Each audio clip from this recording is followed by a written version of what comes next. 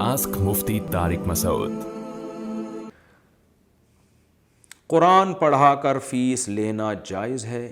جو معلمات قرآن پڑھاتی ہیں اور اس کی فیس لیتی ہیں، کیا یہ جائز ہے؟ اس میں کوئی گناہ تو نہیں ہے؟ فوزیہ صاحبہ لندن سے۔ بالکل جائز ہے، کوئی گناہ نہیں ہے انشاءاللہ اس میں، بلکہ اس میں فائدہ یہ ہوتا ہے کہ جو فیس لے کے پڑھا رہی ہوتی ہیں تو پھر وہ ذمہ داری بھی پوری کرتی ہیں، تو اس سے قرآن کو فائدہ ہوتا ہے، قرآن کی اشاعت ہوتی ہے۔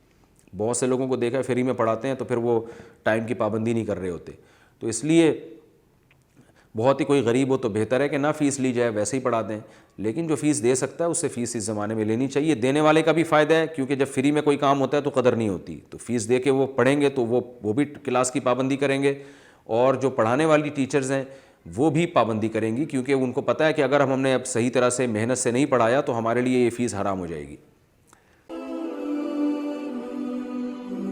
آسک مفتی طارق مسعود۔